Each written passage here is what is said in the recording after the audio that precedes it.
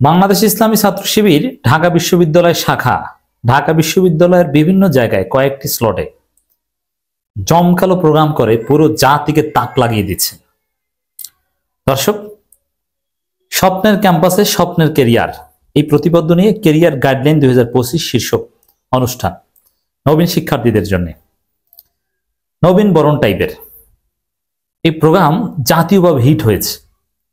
এই প্রোগ্রাম দেখে মানুষজন বলা বলি করছে শিবির যা করা শুরু করেছে, শিবির কিন্তু কাউকে বলেনি। যেমন আজকের যে প্রোগ্রাম আমি মনোযোগ দিয়ে শুনলাম, কখনো বলেনি যে আসেন শিবির করি, কখনো কোনো ফর্ম তুলে দেয়নি তাদের হাতে যে এইটা এই সমর্থক ফন্ড পূরণ করে যান, না, তাদের ক্যারিয়ার গাইডলাইন দিয়েছে শিশির মনিরা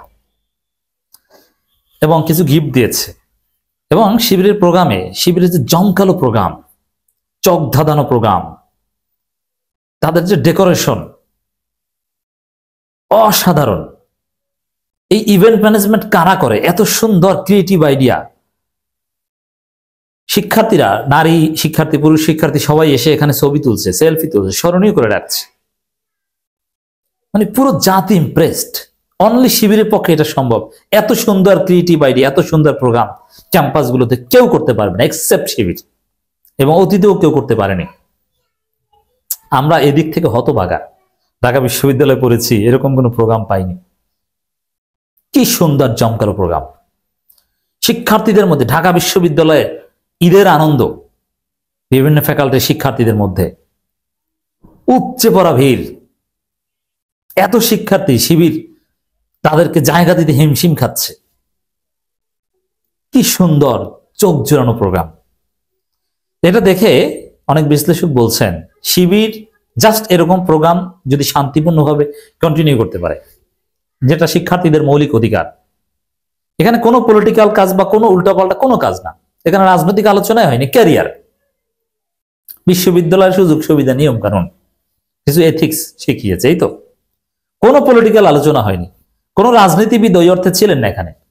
যারা ছিলেন তারা স্ব ক্ষেত্রে এক্সপার্ট হিসেবে উপস্থিত ছিলেন, বিশ্ববিদ্যালয় শিক্ষক, লয়ার। এই জায়গায় শিবির এরকম কাজ যদি করতে পারে, কন্টিনিউ করতে পারে, কয়েক বছর পর পুরো জেনারেশন অটো শিবির হয়ে যাবে, সবাই অটো শিবির। এই যে দেখেন, শিবিরের নীতি আদর্শ সিস্টেমের বাইরে ঢাকা বিশ্ববিদ্যালয় মনে হয় সবাই শিবির, 90% শিবির মনে হয়। শিবিরকে তারা ভালোবাসে, পছন্দ করে, কিন্তু শিবিরের সাংগঠনিক স্ট্রাকচারে নেই। বিশেষ করে ঢাকা বিশ্ববিদ্যালয়ের নন হিজাবি নারী, যাদেরকে শিবির ছাত্রী সংস্থা কোনোটাই আপনি বলতে পারবেন না, কিন্তু তারা শিবিরকে ভালোবাসে। আজকে নবীন বরণে যারা এসেছে, শিবির উচ্ছ্বসিত প্রশংসা করছে, শিবির প্রতি ইমপ্রেসড, কিন্তু এরা শিবির সাংগঠনিক শিবির না, কালচারাল শিবির, অথবা যা শিবিরের সমর্থক, শুভাকাঙ্ক্ষী। শিবির যে কালচারাল ইম্প্যাক্ট তৈরি করছে, যে কালচার তৈরি করছে, যেভাবে ইমপ্রেস করছে, এগুলো শিক্ষার্থীদের মনের মধ্যে ঢুকে যাচ্ছে। দাওয়াতি কাজ করা লাগবে না, অটো দাওয়াতি কাজ। শিবিরকে খুঁজবে শিবির করার জন্য, শিবিরকে কাউকে খুঁজতে হবে না। সোশ্যাল মিডিয়া, তথ্য প্রযুক্তি এবং মিডিয়ার কারণে এখন সেই পরিস্থিতির দিকে যাচ্ছে। এক সময় শিবিরের দায়িত্বশীল নেতারা ভোর 4টার সময় উঠে তার কর্মীকে নামাজ পড়াতে সাইকেল চালিয়ে 8 কিলোমিটার 5 কিলোমিটার যেতেন, বৃষ্টির মধ্যেও ভিজে যেতেন, এবং রিপোর্ট রাখে কিনা বা একজনকে সমর্থক বানাতে তার পেছনে পেছনে ঘুরতেন। ওই ছেলে কোন মাঠে খেলে বিকালে, সেখানে যে বসে থাকতেন, তাকে একটু সালাম দিত প্রথম দিন, আর কিছু না। দ্বিতীয় দিন একটু পাশে বসে খেলতো, তৃতীয় দিন আরেকটু কথা বলতো, এভাবে কাছাকাছি আসতো। এভাবে 1 মাস ঘোরার পরে দাওয়াত দিত। কি কষ্ট করত। এবং এর মধ্য দিয়ে কিন্তু এই সাদিক কায়েম ফরহাদরা তৈরি হয়েছে, শিশির মনিরেরা তৈরি হয়েছে, মির্জা গালিবরা তৈরি হয়েছে। কিন্তু এখন আর ওর অত কিছু লাগে না। এখন শিবির যে চোখ ধাঁধানো প্রোগ্রাম করছে, এটা সোশ্যাল মিডিয়ায় দেখে জেনারেশনের মাথার মধ্যে ঢুকে গেছে যে এই শিবির কোথায়, এটা করতে হবে, আমাকে এটা খুঁজতে হবে। সত্যি অসাধারণ প্রোগ্রাম। এত সুন্দর প্রোগ্রাম বাংলাদেশে কেউ করার সক্ষমতা রাখে না, অনলি শিবির। এই শিবির জামাতকে ক্ষমতা নিয়ে দিবে। শিবিরকে দেখে পুরো জাতি জামাতের উপর আস্থা রাখবে, কিন্তু শিবির ক্যাম্পাসে লেজুর ভিত্তিক রাজনীতি করবে না, দরকার নেই। বুঝতে পারছেন? আল্লাহর রহমত এই শিবিরের উপর।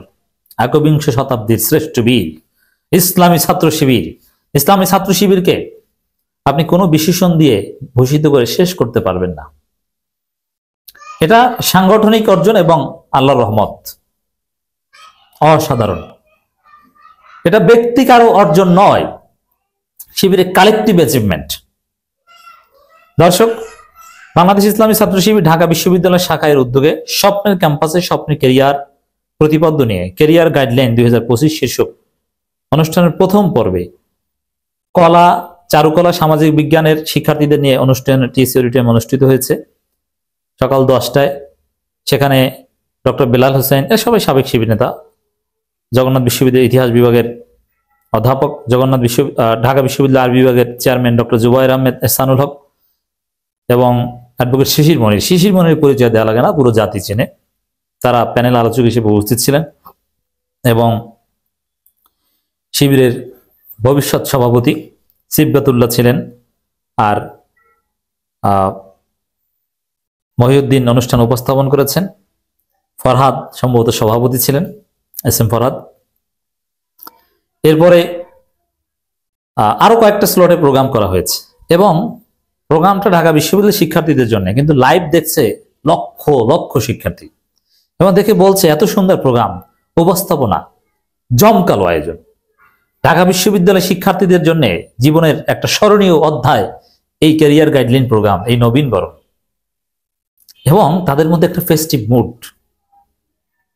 এই শিবির থেকে জনতাকে কখনো বিচ্ছিন্ন করা যাবে না, শিক্ষার্থীদেরকে কখনো বিচ্ছিন্ন করা যাবে না। শিশির মনিরদের আলোচনা মুক্ত ঝরায়। ভালো হতো যদি মির্জা গালিবকে এখানে রাখা যেত। মির্জা গালিব, পলিটিক্যাল দৃষ্টিকোণ থেকে মির্জা গালিবকে আমি মূল্যায়ন করি না, কিন্তু মোটিভেশনাল স্পিকার হিসাবে শিক্ষার্থীদের কাছে, তরুণ শিক্ষার্থীদের কাছে মির্জা গালিব একটা আবেগের নাম। তার বক্তব্য শুনতে পারলে, তার মোটিভেশন পেলে যে কতটা মোটিভেটেড হয়, ইনফ্লুয়েন্সড হয় শিক্ষার্থীরা, ক্যানট ডিসক্রাইব ইন ওয়ার্ড। অসাধারণ।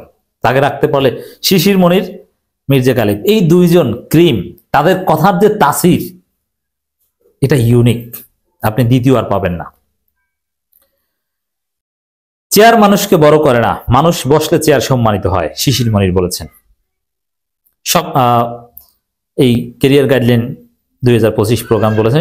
বিশ্ববিদ্যালয় টিএসসি অডিটোরিয়ামে 3টি সেশনে বিভক্ত আয়োজনের বিভিন্ন অনুষদের অসংখ্য নবাগত শিক্ষার্থী অংশ নেন, আনলিমিটেড শিক্ষার্থী, উপচে পড়াবি। ঢাকা বিশ্ববিদ্যালয়ে কি এত শিবির আছে যে পরিমাণ শিক্ষার্থীরা এসেছে? না, কিন্তু শিবিরকে ন্যূনতম রেসপেক্ট করে যারা এসেছে। এখন যেটা মনে হচ্ছে যে এবার তো সাদিক কায়েম প্রায় 15,000 ভোট পেয়েছে, সামনের বার আগামী বছর ডাকসু ইলেকশন হলে শিবির তো মনে হয় 25,000 ভোট পাবে। শিবির, সবাই শিবির, শিবিরময়। এবং শিবিরের এই প্রোগ্রাম থেকে যে শিক্ষা নিচ্ছে, অনেকের জীবনের কনসেপ্ট ঘুরে যাচ্ছে, সে কি হবে, তার ক্যারিয়ার সম্পর্কে দৃষ্টিভঙ্গি ঘুরে যাচ্ছে। এক কথায় পুরো জাতি অবাক, ইমপ্রেসড। আমি ইমপ্রেসড।